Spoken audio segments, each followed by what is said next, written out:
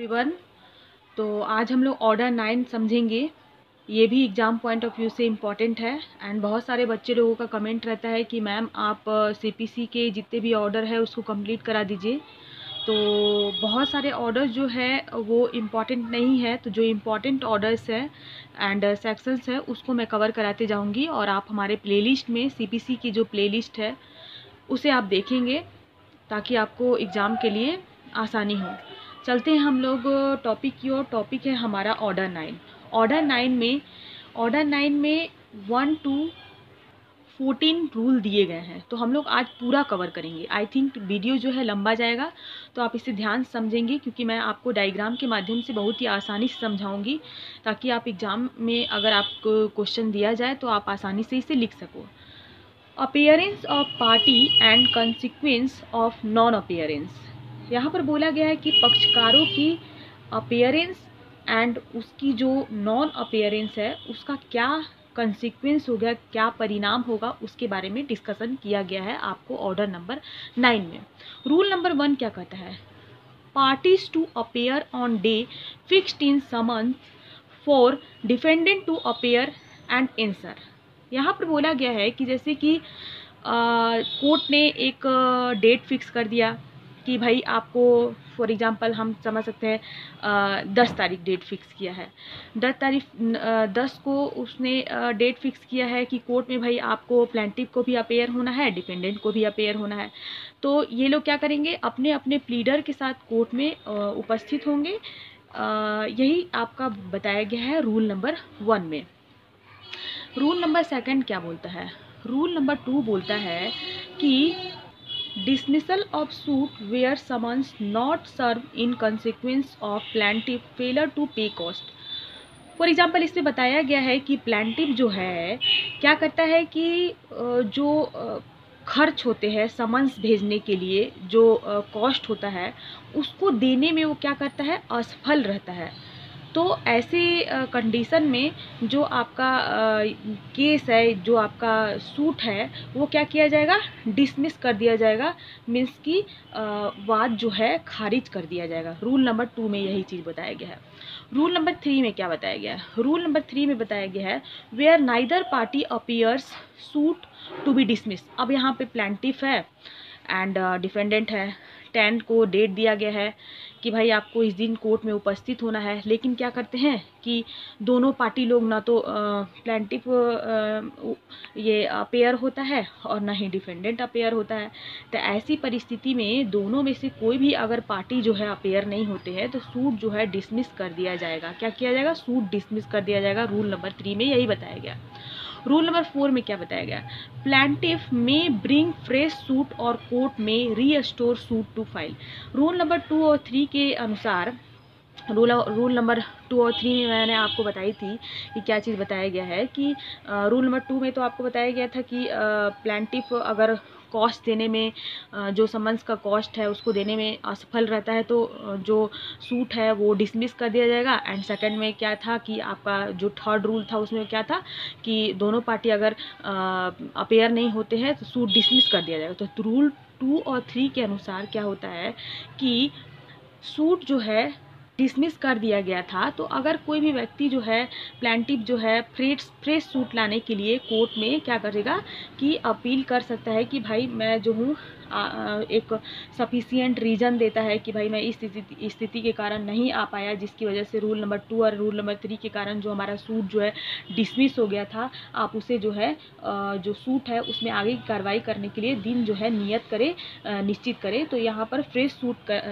Suit file कर सकता है। ओके, रूल नंबर 4 में ये बताया। रूल नंबर 5 में क्या बताया गया? रूल नंबर 5 ऑर्डर 9 की रूल नंबर 5 में बताया गया dismissal of suit where plaintiff after summons return unserved fails for 7 day to apply for fresh summon. यहाँ पर बताया गया है कि रूल नंबर 5 में जहाँ पर प्लेंटिफ जो है समन की तामील बिना जो लौट जाता है, समन जो है इशू नहीं होता है, तो अगर इशू हुए बिना अगर लौटता है तो 7 दिन के अंदर नए समन के लिए आवेदन करने में अगर प्लेंटिफ जो है असफल रहता है तो सूट जो है डिसमिस कर दिया जाएगा। रूल नंबर 5 में बताया गया है। यहाँ पर ABC कंडीशन में दी गई है।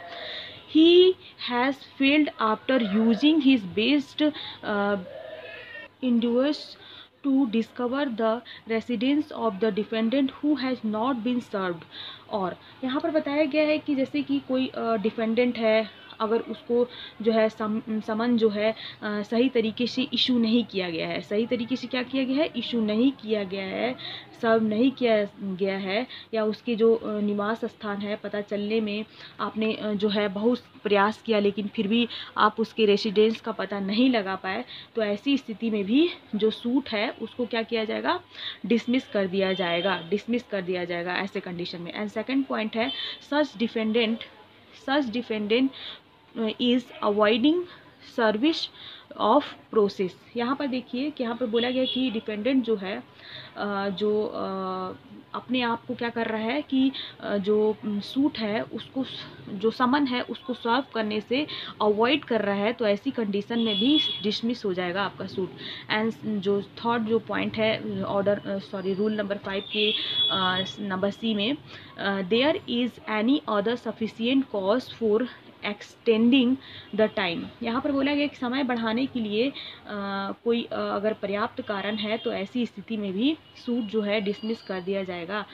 या फिर हम कह सकते हैं कि न्यायालय को यह समाधान हो जाए कि उक्त अवधि के भीतर अगर ऐसा पॉइंट आता है तो ऐसी कंडीशन में क्या करेगा कि डिफेंडेंट के जो विरुद्ध जो सूट फाइल किया गया है वो क्या किया जाएगा, डिसमिस कर दिया जाएगा। यही आपका रूल नंबर 5 में 3 पॉइंट ऐसी बताई गई है। और यहाँ पर सेकंड पॉइंट भी एक बताया गया है, इसमें कहा गया है कि ऐसी दशा में जो प्लेंटिफ है परिसीमा विधि मीन्स जो आपका लिमिटेशन एक्ट है उसके अंतर्गत नया वाद ला सकेगा। ओके, नया वाद लाने के लिए भी यहाँ पर जो आपका limitation subject to the law of limitation के अंतर्गत फ्रेश सूट भी ला सकेगा, ऐसा पॉइंट बोला गया है सेकंड नंबर। रूल नंबर 6 में बताया गया है कि procedure when only plaintiff appear. अब क्या होता है कि आपको पता है कि कोर्ट में प्लेंटिफ एंड डिफेंडेंट दोनों का शामिल होना ज़रूरी होता है। अब यहाँ पर क्या होता है कि प्लेंटिफ अपेयर होता है लेकिन डिफेंडेंट जो है अपेयर नहीं होता। प्लेंटिफ अपेयर होता है तो डिफेंडेंट अपेयर नहीं होता है। तो इस कंडीशन में व्हेन समन ड्यूली सर्व्ड, यहाँ पर बोला गया है कि जब समन की तामील जो है सम्यक रूप से डिपेंडेंट को की गई है लेकिन फिर भी वो जो है अपेयर नहीं होता है, तो यहाँ पर एक पक्षीय मीन्स की एक्स पार्टी डिसीजन लिया जाएगा। बहुत सारे क्वेश्चन में पूछा जाता है कि एक्स पार्टी डिसीजन कौन से रूल्स में दिया गया, तो ऑर्डर नंबर 9 के रूल नंबर 6 एंड 7 एंड 13 के अंतर्गत एक्स पार्टी डिसीजन के बारे में बताया गया है, तो आप इसे ध्यान रखेंगे। एंड बी पॉइंट हो जाता है when summon not duly served. अब यहाँ पर आप समन की जो सर्विंग है वो अच्छे तरीके से नहीं की गई है, सही तरीके से नहीं की गई है, तो ऐसी कंडीशन में न्यायालय जो है, कोर्ट जो है दूसरा समन निकालने के लिए आदेश देगा और ताकि जो है डिफेंडेंट को सही तरीके से समन को सर्व किया जा सके। एंड सी पॉइंट हो जाता है when summon served but not in due time. यहाँ पर बोला गया कि जब समन की तामील तो हुई हो लेकिन सम्यक समय में नहीं हुई हो। फॉर एग्जांपल आपने एक नियर टाइम के दिन आपने डिफेंडेंट को हाजिर होने के लिए कहा लेकिन उस समय उसके पास पर्याप्त समय नहीं मिल पाया अपेयर होने के लिए, तो इस कंडीशन में भी क्या किया जा सकता है कि न्यायालय जो है दूसरा समन के लिए आदेश दे सकता है। ओके, एंड रूल नंबर 7 क्या कहता है? रूल नंबर 7 कहता है procedure where defendant appear on day of adjourned hearing and assign good cause for proviso non appearance। Rule number 7 में यहाँ बताया गया है कि कोर्ट जो है एक्स पार्टी डिसीजन जो है, जो एक्स पार्टी डिसीजन की सुनवाई को स्थगित कर सकता है जब जो डिफेंडेंट जो है एक सफिशिएंट रीज़न देता है कि भाई मैं इस कंडीशन की वजह से कोर्ट में जो हूँ अपेयर नहीं हो पाया था। तो यहाँ पर कोर्ट जो है वो क्या करेगा कि कोर्ट जो है उसकी जो एक्स पार्टी डिसीजन है उसको स्थगित कर सकता है। ये आपका रूल नंबर 7 में बताया गया है।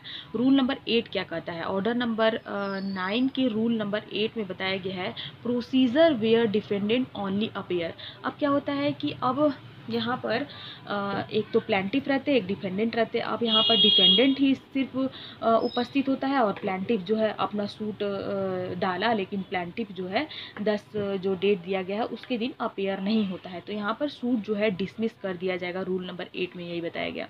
रूल नंबर 9 में क्या बताया गया। अब यहाँ पर आपको इसलिए जानना ज़रूरी है सीपीसी के टॉपिक को, क्योंकि ये बहुत ही इम्पॉर्टेंट है एग्ज़ाम पॉइंट ऑफ व्यू से, एंड अगर आप एक लॉयर हो या एडवोकेट हो, इसके पॉइंट ऑफ व्यू से भी आपको इम्पॉर्टेंट है। रूल नंबर 9 क्या कहता है, decree against plaintiff by default bars fresh suit. यहाँ पर बताया गया है रूल नंबर 9 में कि जैसे कि फॉर एग्जांपल यहाँ पर प्लेंटिफ जो है सफिशिएंट कॉज बताता है कि भाई यहाँ तो डिसमिस कर दिया गया, लेकिन रूल नंबर 9 में यहाँ पर प्लेंटिफ को यहाँ पर मौका दिया गया है कि भाई तुम जो हो अगर सफिशिएंट कॉज बताते हो कि भाई मैं इस कंडीशन की वजह से जो हूँ नहीं आ पाया था, तो यहाँ पर जो डिफ़ॉल्ट करने के लिए फ्रेश सूट फाइल करने के लिए यहाँ पर कोर्ट जो है उसे वादी को क्या कर सकता है, जो डिफेंडेंट का जो सूट जो है खारिज कर दिया गया था, तो उसे क्या करेगा कि खारिज ना करते हुए उसे आगे की प्रोसीडिंग करने के लिए एक दिन को नियत, जैसे 10 तारीख को बोला था कि आने के लिए भाई 10 डेट को आना है, लेकिन आप सफिशिएंट कॉज कोर्ट को दे देते हैं, तो वो कह सकता है कि भाई ठीक है आपका कॉज जो है मानता हूँ मैं कि हाँ आप इस रीज़न की वजह से आप कोर्ट में अपेयर नहीं हुए थे, तो आप 15 तारीख को आप मेरे से डेट ले लीजिए। रूल नंबर 9 के अंतर्गत यही बताया गया। रूल नंबर 10 क्या कहता है, रूल नंबर 10 कहता है कि procedure in case in non attendance of one और मोर सेवरल प्लेंटिफ। फॉर एग्जांपल जैसे कि प्लेंटिफ जो है बहुत सारे प्लेंटिफ हो जाते हैं, आपको पता है कि ज़रूरी नहीं है कि सिर्फ एक ही प्लेंटिफ हो, 2, 3, 4 भी हो सकते हैं, तो यहाँ पर बहुत सारे प्लेंटिफ हैं, सेवरल प्लेंटिफ हैं, वन और मोर ऑफ सेवरल प्लेंटिफ। तो इस कंडीशन में अगर एक प्लेंटिफ जो अपेयर होता है और 2 प्लेंटिफ अपेयर नहीं होता है, 3 प्लेंटिफ अपेयर नहीं होता है, सिर्फ एक प्लेंटिफ अपेयर होता है, तो makes such order as it think it means court को अगर लगता है कि हाँ भाई इस प्लेंटिफ की अपेयर हो जाने की वजह से भी हमारा जो है सूट जो है आगे की कार्रवाई जो है कोर्ट करता रहेगा, प्रोसीडिंग चलता रहेगा, एंड कोर्ट को जो सफिशिएंट रीज़न लगेगा या सफिशिएंट वो अंडरस्टैंडिंग से एक ऑर्डर जो है पारित कर देगा, ऑर्डर जो है दे सकता है।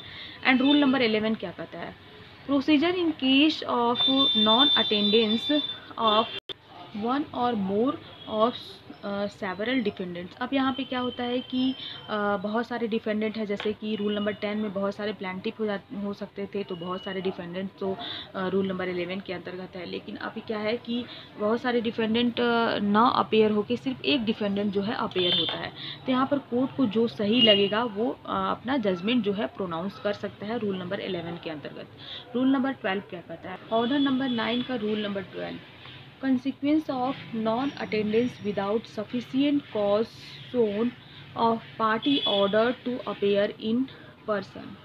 यहाँ पर बोला गया है कि जैसे कि स्वयं जो अपेयरेंस है, अपेयरेंस होने के लिए अदिष्ट पक्षकार जो है, जैसे कि आपने जो है पर्याप्त कॉज ऑफ एक्शन नहीं बताए, तो आप और कॉज ऑफ एक्शन बताए बिना अगर गैर हाजिर हो जाते हैं, तो ऐसी कंडीशन में जो सही लगता है कोर्ट को वही कोर्ट जो है करेगा। ओके, यहाँ पर यही चीज़ बताया गया है रूल नंबर 12 के अंतर्गत। रूल नंबर 13 जो है एक्स पार्टे डिसीजन के बारे में बताता है। X Partey decision, setting aside decree x Partey against defendant. यहाँ पर बताया गया है कि जैसे फॉर एग्जांपल किसी भी ऐसे मामले में जिसमें डिक्री किसी डिफेंडेंट के विरुद्ध एक्स पार्टे पारित की गई है, तो वह जो डिफेंडेंट है उसे अपास्त करने के लिए मीन्स की शट ऑफ करने के लिए वो जो है आवेदन न्यायालय को कर सकेगा जिसमें वह डिक्री पारित की गई है, और यदि वह न्यायालय जो है ऐसा समाधान कर देता है कि सम्यक की तामील जो है सम्यक रूप से नहीं की गई है, तो ऐसी कंडीशन में कोर्ट जो है देखता है कि भाई पर्याप्त जो रीज़न बताया डिफेंडेंट, तो ऐसी कंडीशन में जो एक्स पार्टे डिसीजन है उसको जो है क्या करेगा, सेट असाइड भी कर सकता है, मीन्स अपास्त कर सकता है। ऐसे आपका बताया गया है रूल नंबर 13 में। ओके, यहाँ पर बताए और बहुत सारे प्रोवाइडेड डेट दिए गए हैं। प्रोवाइडेड डेट के अंतर्गत यहाँ बताया गया है कि केवल प्रतिवादी के विरुद्ध ही जो हमारा सेट असाइड पास नहीं की जा सकती, वहाँ वह अन्य प्रतिवादियों एवं उनमें से किसी या किन्हीं के विरुद्ध पास की जा सकेगी। यहाँ पर एक और पॉइंट आता है प्रोवाइडेड डेट के अंतर्गत कि यदि किसी कोर्ट को यह समाधान हो जाता है कि डिफेंडेंट जो है सुनवाई की जो तारीख है उसकी सूचना थी कि भाई 10 तारीख को जो है कोर्ट में मुझे हाजिर होना है कि भाई अपीयरेंस होने के लिए, लेकिन वो क्या करता है कि जो प्लेंटिफ है उसके दावे का उत्तर देने के लिए भी उसके पास पर्याप्त समय था। तो इस आधार पर एक्स पार्टे डिसीजन जो है यहाँ पर सेट असाइड नहीं कर सकती, मीन्स अपास नहीं कर सकती है। और ऐसा यह नहीं कहा जा सकता कि तो अब यहाँ पे जो डिफेंडेंट है यह नहीं कह सकता कि भाई मुझे जो है समन की तामील जो है अच्छे तरीके से नहीं की गई थी, इसी वजह से जो हूँ मैं यहाँ पर नहीं आ पाया, तो एक्स पार्टी डिसीजन जो है यहाँ पर सेट असाइड नहीं किया जा सकता। यही पॉइंट बोलता है रूल नंबर 13 में। अब रेमेडीज़ क्या है, अगर फॉर एग्ज़ाम्पल अगर किसी व्यक्ति के डिपेंडेंट के अगेंस्ट जो है एक्स पार्टी डिसीजन जो है कर दिया जाता है, तो रेमेडीज़ यहाँ पर अवेलेबल है दो अवेलेबल है। फर्स्ट है कि टू फाइल अपील, आप अपील कर सकते हो कोर्ट में कि भाई इस तरीके का डिसीजन आपने क्यों दे दिया, हम इस तरीके का डिसीजन को हम नहीं मानेंगे।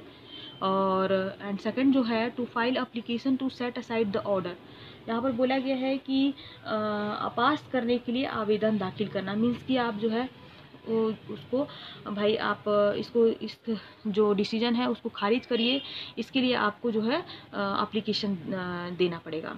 एंड ये आपका बताया गया है केस है आपका भानु कुमार जैन वर्सेस अर्चना कुमार AIR 2005 सुप्रीम कोर्ट 626 के केस के अंतर्गत ये पॉइंट बताया गया है कि 2 पॉइंट यहाँ पर अवेलेबल है, remedies available against ex party decree.